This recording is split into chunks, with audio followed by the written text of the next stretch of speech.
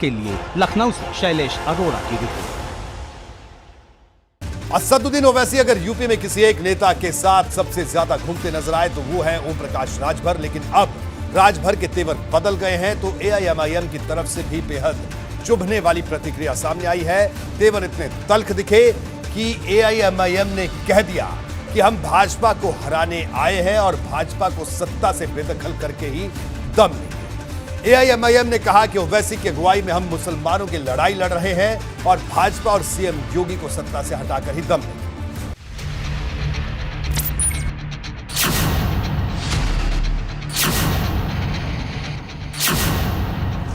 राजभर की तिरछी चाल से भागीदारी मोर्चे में बवाल। मैं आवाम को यह यकीन दिलाना चाहता हूं कि अगर भारतीय जनता पार्टी उल्टी भी खड़ी हो जाए हम तब भी बीजेपी के साथ नहीं जाएंगे।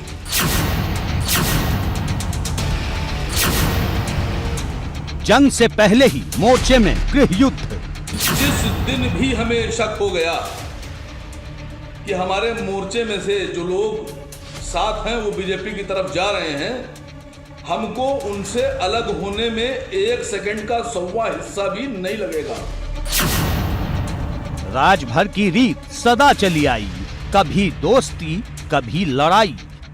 कैसे लेके जाएंगे? ओवैसी भी हैं उसमें। तो जब ये बात तय होगी तो फिर हम ओवैसी जी से बात करेंगे कि ये स्थिति पैदा हुई है, अब आगे क्या किया जाए। तो जैसा वो निर्णय देंगे वैसा करेंगे। ओम प्रकाश राजभर की राजनीतिक चाल ने अगर किसी को सबसे बड़ा झटका दिया है तो वो हैं असदुद्दीन ओवैसी। दोनों के बीच न जाने कितनी मुलाकातें हुई। जब भी मिले चेहरे पर मुस्कान दिखी। जातीय समीकरण की नींव पर छोटे दलों के सहारे ऐसा भागीदारी मोर्चा खड़ा किया गया था जिसका लक्ष्य सत्ता को आसमान से खींचकर जमीन पर लाना था। लेकिन अब हालात बदल गए हैं। राजभर के बयान ने दोस्ती में दरार वाली लकीर खींच दी है। भागीदारी संकल्प मोर्चा के एक घटक दल की तरफ से बयान आया कि अगर भारतीय जनता पार्टी उनकी शर्तें मान लेती है तो वो बीजेपी के साथ भी जा सकते हैं। लेकिन मजलिस-ए-इत्तेहादुल मुस्लिमीन की तरफ से मैं आवाम को ये यकीन दिलाना चाहता हूं कि अगर भारतीय जनता पार्टी उल्टी भी खड़ी हो जाए हम तब भी बीजेपी के साथ नहीं जाएंगे। यूपी में विधानसभा चुनाव करीब 4 महीने बाद हैं, लेकिन भागीदारी संकल्प मोर्चा में आपसी टकराव की स्थिति पैदा हो गई है। ओवैसी ने राजभर और बाकी छोटे दलों के साथ मिलकर जो सपने देखे थे उसे बड़ा झटका लग सकता है। यही वजह है कि एआईएमआईएम के प्रवक्ता भारी गुस्से में हैं। बात का और यकीन दिला दें कि जो लोग ये कह रहे हैं कि वो बीजेपी के साथ जा सकते हैं तो वो ये बात जान लें कि वैसे तो आखिरी फैसला हमारे राष्ट्रीय अध्यक्ष जनाब असद ओवैसी साहब करेंगे, लेकिन जिस दिन भी हमें शक हो गया कि हमारे मोर्चे में से जो लोग साथ हैं वो बीजेपी की तरफ जा रहे हैं, हमको उनसे अलग होने में एक सेकंड का 100वां हिस्सा भी नहीं लगेगा। ओवैसी की राजनीति का आधार मुस्लिम वोटर और मुस्लिम मुद्दे ही हैं, लेकिन जंग से पहले जो झटका राजभर दे रहे हैं वो कहीं न कहीं ओवैसी के प्लान को खराब कर सकता है। हालांकि पार्टी के नेता आखिरी दम तक मुस्लिमों की लड़ाई लड़ने की बात कह रहे हैं।